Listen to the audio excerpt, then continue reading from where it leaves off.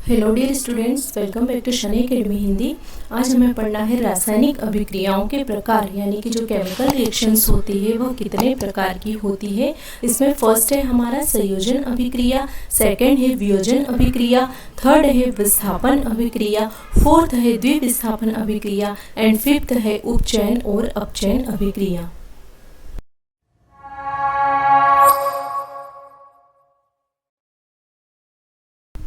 First हो जाएगी हमारी संयोजन अभिक्रिया, जिसे इंग्लिश में कहते हैं कंपोजिशन रिएक्शन। ये यहाँ पर मिस्टेक हो गई है, टाइपिंग वाले ने कर दी है। देखिए यहाँ पर नाम से ही क्लियर है कि कंपोजिशन रिएक्शन यानी कि कहीं ना कहीं दो चीज़ें हैं जो कंबाइन हो रही है, आपस में मिल रही है। इसमें क्या होता है कि दो या दो से अधिक अभिकारक मिलकर एक उत्पाद का निर्माण करते हैं। यहाँ पर देखिए दो या दो से अधिक रिएक्टेंट हो सकते हैं, लेकिन जो प्रोडक्ट होता है वह एक ही होता है। यानी ये दो या दो से अधिक रिएक्टेंट आपस में क्या होते हैं, कंबाइन हो जाते हैं और एक प्रोडक्ट का निर्माण करते हैं। इसका एग्जाम्पल देखिए, कैल्शियम ऑक्साइड जल के साथ तीव्रता से अभिक्रिया करके कैल्शियम हाइड्रोक्साइड का निर्माण करता है तथा अधिक मात्रा में ऊष्मा उत्पन्न करता है। जो CaO होता है, जिसे हम कहते हैं कैल्शियम ऑक्साइड, और इसे कहा जाता है बिना बुझा हुआ चूना या फिर क्विक लाइम। इसका कारण यह होता है कि जो भट्टी से जो तुरंत बन करके जो चूना आता है, जिसके कि डल्ले होते हैं, इस तरह से डल्ले बने हुए होते हैं, और जो फ्रेश चूना आता है ज़्यादा समय नहीं हुआ होता है, तो उस चूने में अगर हम पानी डालते हैं तो क्या होता है कि उसमें बहुत अधिक मात्रा में ऊष्मा निकलती है, उसमें चरचर की आवाज़ आती है और धुआं निकलता है, यानी बहुत गर्म हो जाता है। जो पानी होता है वो बहुत गर्म हो जाता है, इसीलिए इसको कहते हैं बिना बुझा हुआ चूना। यानी कि ये चूना जो है काफ़ी गर्म है, अभी तक बुझा हुआ नहीं है, लेकिन इसमें पानी डाल करके इसको कुछ घंटे के लिए यूं ही छोड़ दिया जाता है, तो फिर ये कन्वर्ट हो जाता है कैल्शियम हाइड्रोक्साइड में, यानी कि CaOH2 में। और इस कंडीशन में इसे कहा जाता है बुझा हुआ चूना, यानी कि स्लैग लाइम। ये जो बुझा हुआ चूना होता है, इसका यूज़ किया जाता है जो दीवारें होती है उसको पेंट करने में। पुराने समय में आपने देखा होगा जो सफ़ेद रंग, जो दीवारों पर सफ़ेद रंग किया जाता था, जो कच्ची दीवारें होती थी उस पर चूने का कलर किया जाता था, तो वह चूना और कुछ नहीं, वह होता है हमारा कैल्शियम हाइड्रोक्साइड या फिर बुझा हुआ चूना। नेक्स्ट हम वापस आ जाते हैं हमारे टॉपिक पर।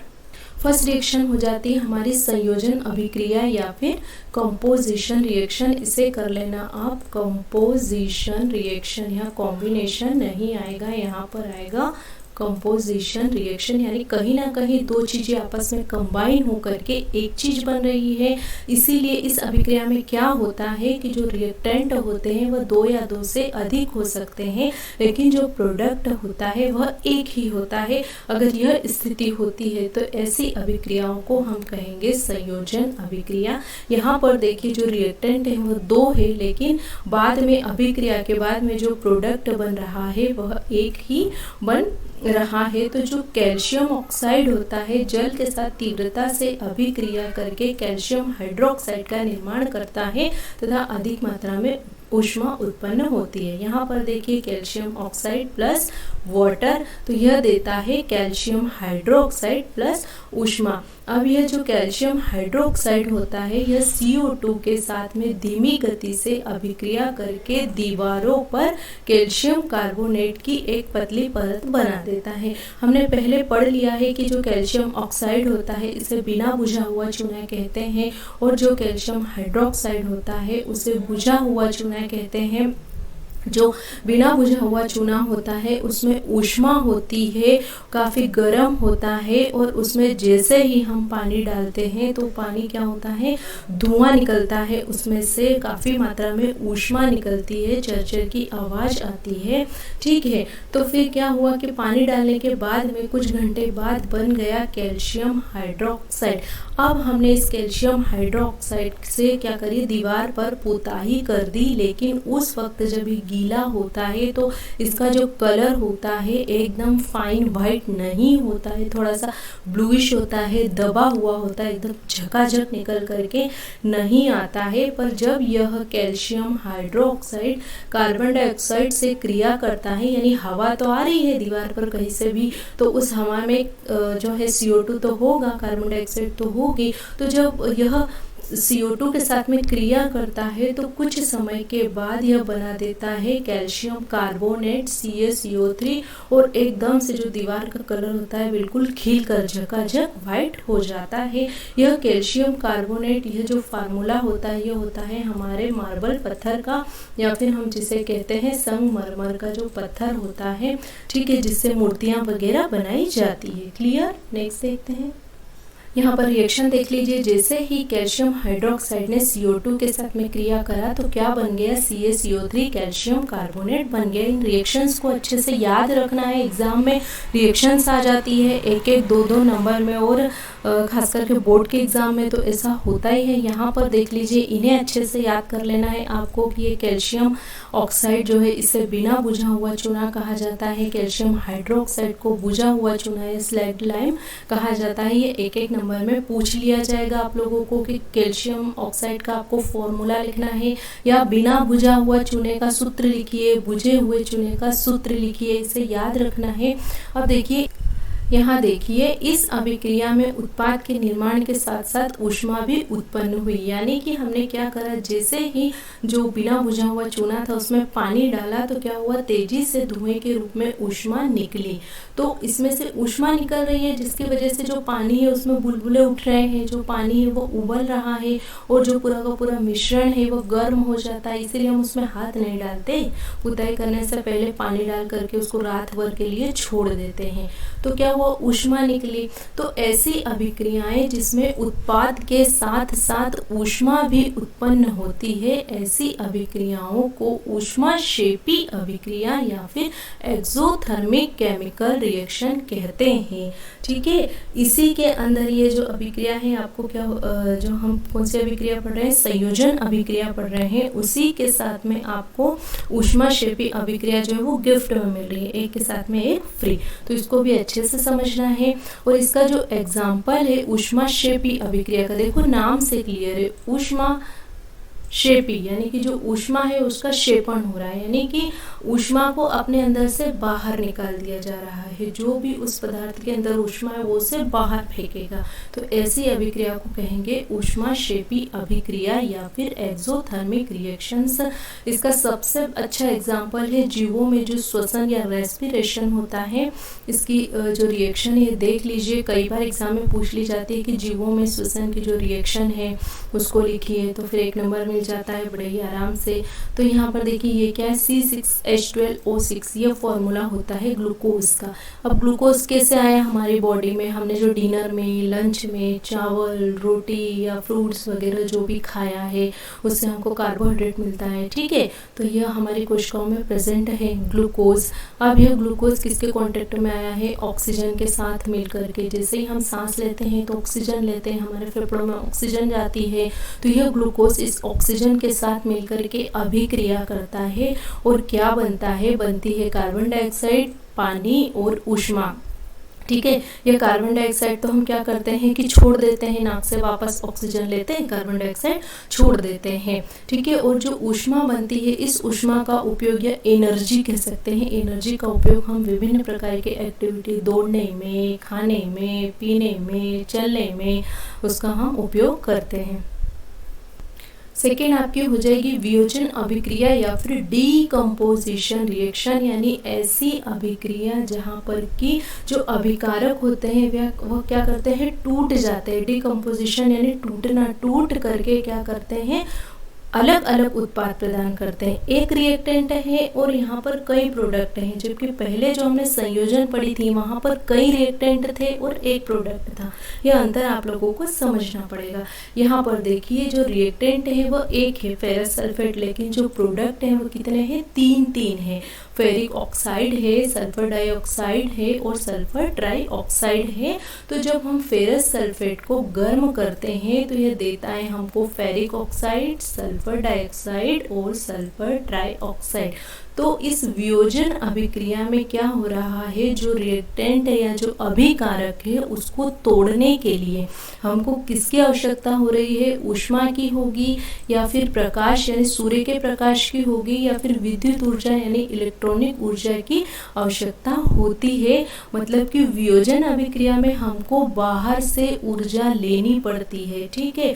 तो और जबकि संयोजन अभिक्रिया थी वहां पर क्या हो रहा था, ऊर्जा या ऊष्मा निकल रही थी, इसीलिए उसे कह रहे थे हम ऊष्मा क्षेपी अभिक्रिया यानी ऊष्मा जा रही है बाहर। लेकिन वियोजन अभिक्रिया को हम कहेंगे ऊष्मा शोषी अभिक्रिया यानी ऊष्मा का शोषण हो रहा है, ऊष्मा को यह खींच रही है। क्लियर, सिंपल है ये। देखिए, जिन अभिक्रियाओं में ऊर्जा अवशोषित होती है उन्हें कहते हैं ऊष्मा शोषी अभिक्रिया, यानी कि ऊर्जा लग रही है, जरूरत पड़ रही है ऊर्जा की, तो ऐसी अभिक्रिया होगी ऊष्मा शोषी। सिंपल।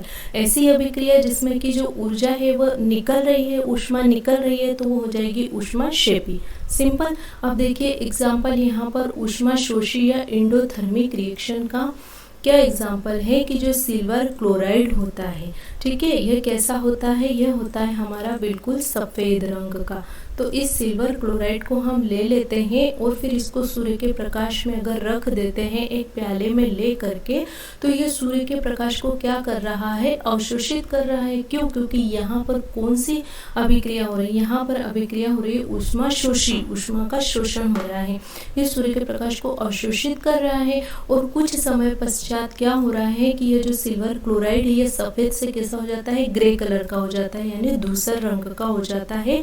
क्योंकि क्या हुआ, सूर्य के प्रकाश को इसने खींचा, इसका अवशोषण किया और सिल्वर अलग हो गया और क्लोराइड अलग हो गया और ये हो गई ऊष्मा शोषी अभिक्रिया। तो इसका एक क्वेश्चन होता है जो एग्जाम में आता है कि जो सिल्वर क्लोराइड होता है, यह जो सिल्वर क्लोराइड है इसे काले रंग की जो बोतल होती है उसमें क्यों रखा जाता है। तो इसलिए रखा जाता है कि अगर इसको व्हाइट कलर की बोतल में रखेंगे और ये सूर्य के प्रकाश को अवशोषित कर लेगा तो जो सिल्वर है वह अलग हो जाएगा और जो क्लोराइड है वह अलग हो जाएगा। इसलिए इसको काली बोतल में रखते हैं, क्योंकि काली बोतल जो होती है उससे सूर्य का प्रकाश अंदर नहीं जाता है। क्लियर। नेक्स्ट हो जाएगी हमारी विस्थापन अभिक्रिया या डिस्प्लेसमेंट रिएक्शन, यानी कि हमारे प्लेस से हमको डिस कर दिया है, यानी कि जो हमारा प्लेस है, जो हमारी जगह है, वहाँ से हमको गेट आउट कर दिया है। तो इसकी ये देख लीजिए परिभाषा, ऐसी रासायनिक अभिक्रिया जिसमें अधिक क्रियाशील तत्व कम क्रियाशील तत्वों को विस्थापित कर देता है। यहाँ पर देखिए आयरन है, यह क्रिया कर रहा है कॉपर सल्फेट के साथ में। तो क्या है कि जो आयरन है यह दादा है, यानी कि क्या है, यह गुंडा है, इसके पास में जो है वो पावर है वो बहुत अधिक है। तो ठीक है, यहाँ पर जो कॉपर है अपने घर में सल्फेट के साथ में बैठा हुआ है। तो क्या करा, जैसे ही इनकी रिएक्शन हुई तो जो आयरन ये दादा आदमी है तो इसने क्या करा, ये गरीब बेचारे जो कॉपर को यहाँ से हटा दिया और इसकी जगह पर यह बैठ गया आयरन और इसने बना दिया आयरन सल्फेट। और ये बेचारा जो गरीब आदमी कॉपर है ये इसको अलग उठा करके तिनके की तरह यहाँ पर फेंक दिया है। तो यहाँ पर यही होता है कि जो अधिक क्रियाशील तत्व होता है वो कम क्रियाशील तत्व को अपने स्थान से हटा देता है। ऐसी अभिक्रिया को कहते हैं डिस्प्लेसमेंट रिएक्शन। नेक्स्ट है आपकी द्विविस्थापन अभिक्रिया या डबल डिस्प्लेसमेंट रिएक्शन, यानी कि यहाँ पर क्या हो रहा है, डबल डिस्प्लेसमेंट हो रहा है, यानी कि अपनी चीज़ों की अदला बदली या एक्सचेंज हो रहा है। यहाँ पर दो बच्चे हैं, दोनों के पास में एक एक पेंसिल है, इसकी इसे अच्छी नहीं लग रही है और इसकी इसे अच्छी नहीं लग रही है। तो ये दोनों क्या करेंगे कि अपनी अपनी पेंसिल को एक्सचेंज कर लेंगे, ले मेरी तू ले ले और जो तेरी है वो मुझे दे दे। तो यही होता है इस डबल डिस्प्लेसमेंट रिएक्शन में कि जो अभिकारक होते हैं वह आयनों का आदान प्रदान करते हैं या फिर अपने आयनों को एक दूसरे से एक्सचेंज करते हैं। यहाँ पर देखिए ये जो सोडियम सल्फेट है ये किससे अभिक्रिया करता है, बेरियम क्लोराइड से, और देता है बेरियम सल्फेट प्लस NaCl जो कि अवक्षेप के रूप में होता है। तो यहाँ पर जो सोडियम है इसकी वैलेंसी 1 होती है और जो सल्फेट है इसकी वैलेंसी 2 होती है। तो ये अपनी अपनी वैलेंसी के जो अकॉर्डिंग होते हैं आपस में एक्सचेंज हो जाते हैं। सोडियम की 1 है तो ये किसको पकड़ेगा, 1 वाले को, तो ये किसको पकड़ लेता है, क्लोरीन को पकड़ लेता है। तो इस तरह से NaCl का अवक्षेप बन जाता है। सल्फेट की जो वैलेंसी है वो कितनी है, 2 है, तो ये 2 वाले को पकड़ेगा, यानी कि ये बेरियम को पकड़ेगा। इस तरह से बेरियम सल्फेट आपस में जुड़ जाते हैं। ठीक है, क्लियर। और जो अवक्षेप होता है उसे हम पीपीटी कहते हैं। और ये पीपीटी क्या होता है कि जब इसे हम पानी में डालते हैं या घोलते हैं तो ये क्या करता है, नीचे तली में बैठ जाता है, पानी में यह नहीं घुलता है, इसीलिए इसे क्या कहते हैं, इसे कहते हैं अवक्षेप। नेक्स्ट सेक्शन हमारी हो जाएगी उपचयन अपचयन अभिक्रिया या ऑक्सीडेशन रिडक्शन रिएक्शन।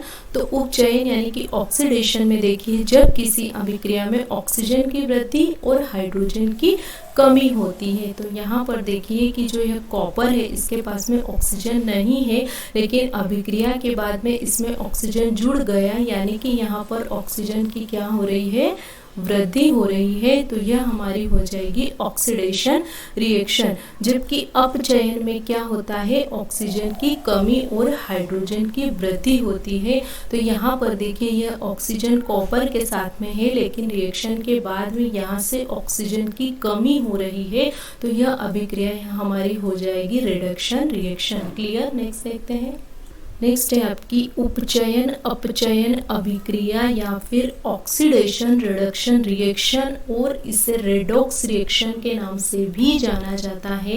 एग्जाम के पॉइंट ऑफ व्यू से यह बहुत ज़्यादा इम्पोर्टेंट है। एग्जाम में क्वेश्चन आता है रेडॉक्स रिएक्शन को विद एग्जाम्पल समझाइए। इसका नाम भी दोनों के कॉम्बिनेशन से ही बना है, RE for reduction and OX for oxidation. तो इसे समझने की कोशिश करते हैं। जब किसी अभिक्रिया में एक अभिकारक उपचयित होता है और दूसरा अभिकारक अपचयित होता है, यानी कि एक रिएक्टेंट का ऑक्सीडेशन होता है और दूसरे रिएक्टेंट का रिडक्शन होता है, तो ऐसी अभिक्रिया को ऑक्सीडेशन रिडक्शन रिएक्शन कहते हैं और इसे रेडॉक्स रिएक्शन के नाम से भी जाना जाता है। इसको हम विद एग्जाम्पल समझने की कोशिश करते हैं। यहाँ पर देखिए हमने एक एग्जाम्पल लिया है, CuO plus H2 gives Cu plus H2O। तो यहाँ पर देखिए CuO यानी कि कॉपर के साथ में यहाँ पर ऑक्सीजन है, लेकिन यहाँ पर जब उत्पाद बना तो उसमें कॉपर के साथ में जो ऑक्सीजन था वो हट गया, यानी कि यहाँ पर कॉपर का क्या हुआ, रिडक्शन हुआ है। रिडक्शन में क्या होता है, ऑक्सीजन की कमी होना चाहिए, तो यहाँ पर ऑक्सीजन की कमी हो गई है, तो यहाँ पर रिडक्शन यानी कि अपचयन हो रहा है। जबकि हाइड्रोजन में क्या हुआ है, हाइड्रोजन में ऑक्सीजन की वृद्धि हुई है, उसके साथ में ऑक्सीजन आकर के जुड़ गया है, यानी कि हाइड्रोजन का क्या हुआ है, ऑक्सीडेशन हुआ है, हाइड्रोजन का उपचयन हुआ है। तो इस अभिक्रिया में दो रिएक्टेंट हैं, तो एक का यहाँ पर क्या हुआ, रिडक्शन हुआ है और दूसरे का ऑक्सीडेशन हुआ है। तो हम कह सकते हैं कि यह जो अभिक्रिया है यह एक प्रकार की रेडॉक्स रिएक्शन है। इस अभिक्रिया में CuO में ऑक्सीजन की कमी हुई है, इसीलिए इसका क्या हुआ है, उपचयन हुआ है, और हाइड्रोजन में ऑक्सीजन की वृद्धि हुई है, इसलिए इसका अपचयन हुआ है, यानी कि इसका ऑक्सीडेशन हुआ है।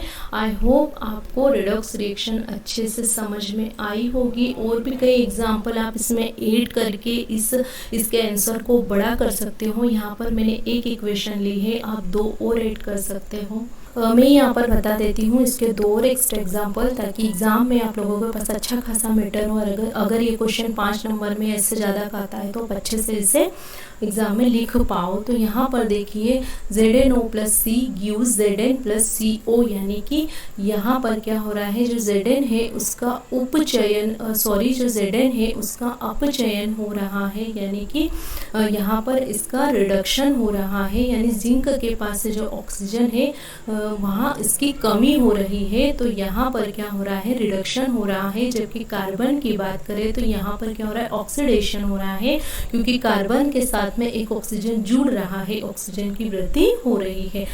थर्ड एग्जाम्पल हमारा देखिए यहाँ पर रेडॉक्स रिएक्शन का, MnO2 plus 4HCl gives MnCl2 plus 2H2O plus Cl2। तो यहाँ पर देखिए जो मैग्नीज है उसके पास में जो ऑक्सीजन है वह रिएक्शन के बाद में हट जाता है, यानी कि यहाँ पर क्या हो रहा है, जो मैग्नीज है उसका रिडक्शन हो रहा है, ऑक्सीजन की यहाँ पर कमी हो रही है, जबकि क्लोरीन का क्या हो रहा है, क्लोरीन का यहाँ पर ऑक्सीडेशन हो रहा है, क्योंकि ऑक्सीडेशन में क्या होता है, या तो ऑक्सीजन की वृद्धि होती है या हाइड्रोजन की कमी होती है। तो यहाँ पर देखिए क्लोरीन के पास हाइड्रोजन की कमी हो रही है, यहाँ से हाइड्रोजन हट गया है, तो यहाँ पर क्लोरीन का हो रहा है उपचयन यानी ऑक्सीडेशन, और मैग्नीज का हो रहा है अपचयन यानी कि रिडक्शन। इस तरह से यह भी रिडॉक्स रिएक्शन का एक एग्जाम्पल है। क्लियर।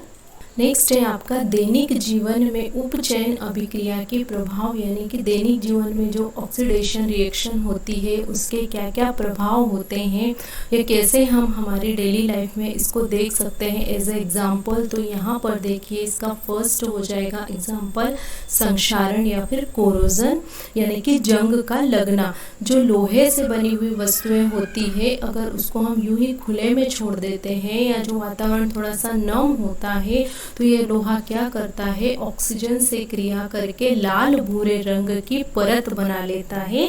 लोहे के ऊपर लाल भूरे रंग की एक परत जम जाती है, जिसे कहते हैं लोहे पर जंग का लगना। ये यहाँ पर देखिए लोहे की एक वस्तु दिखाई दे रही है, उस पर रेड और भूरे रंग की एक परत जम गई है, मतलब इसमें क्या हो गया है, जंग लग गया है।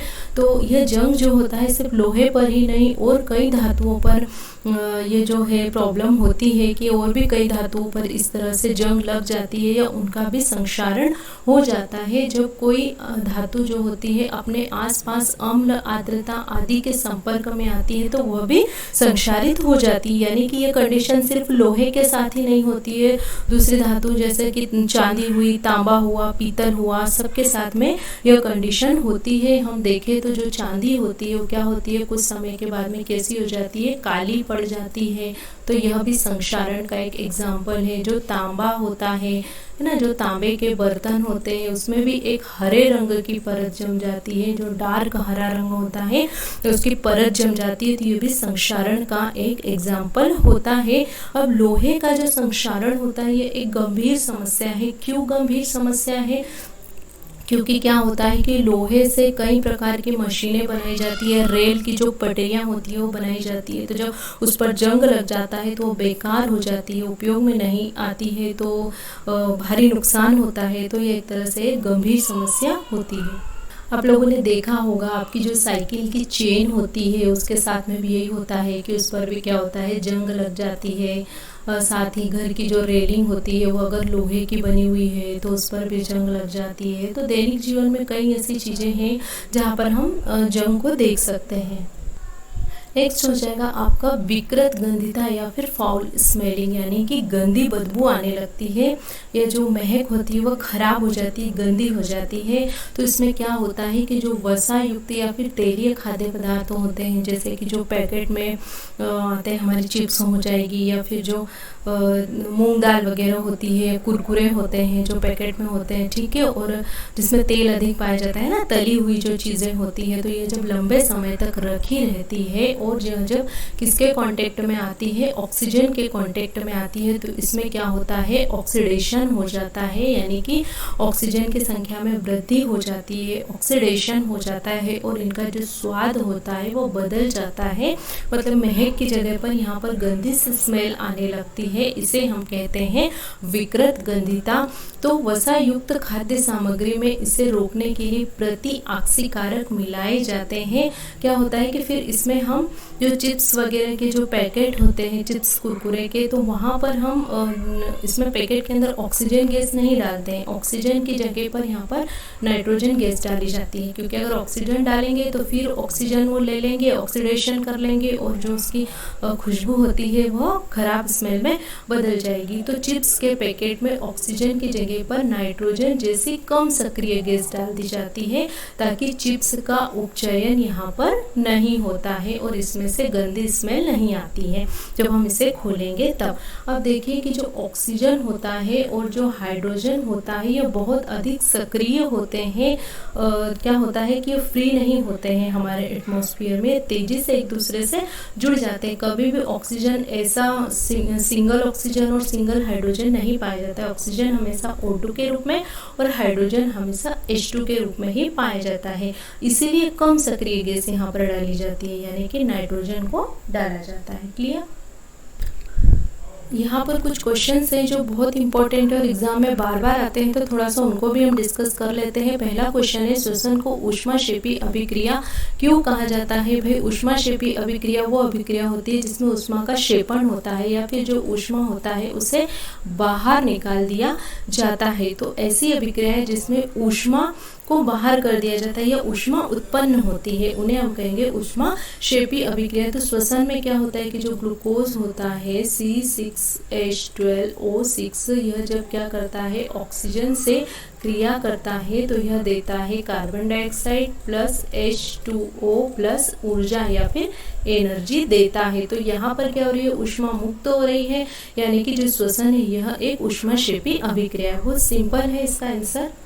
नेक्स्ट है, तेल एवं वसा युक्त खाद्य पदार्थों को नाइट्रोजन से प्रभावित क्यों किया जाता है? अभी हमने पढ़ा था कि अगर ऐसा नहीं करेंगे तो इसमें क्या हो जाएगा, विकृत गंधिता हो जाएगी।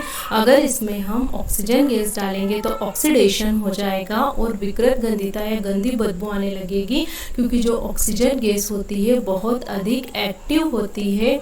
इसीलिए यह क्या करती है, जो तेल और वसा उसके अंदर होता है उससे क्रिया कर लेती है। लेकिन जो नाइट्रोजन होती है यह क्या होती है, कम सक्रिय गैस होती है, इसीलिए इसको चिप्स या कुरकुरे वगैरह के जो पैकेट होते हैं उसमें डाला जाता है। नेक्स्ट हो जाएगा, नेक्स्ट है, लोहे की वस्तुओं को हम पेंट क्यों करते हैं? लोहे की वस्तुओं को पेंट इसलिए करते हैं कि अगर हम उसे पेंट नहीं करेंगे तो उसमें क्या हो जाएगा, कोरोजन हो जाएगा, यानी कि लोहे की वस्तुओं पर जंग लग जाएगा और क्या हमारी जो मशीन है, जो वस्तु है वो क्या हो जाएगी, खराब हो जाएगी। इसीलिए हम उसको क्या करते हैं, पेंट करते हैं। बहुत सिंपल से ये 3-4 क्वेश्चन हैं जो एग्जाम में बार बार आते रहते हैं, साथ के साथ इन्हें लिख करके याद कर लेना।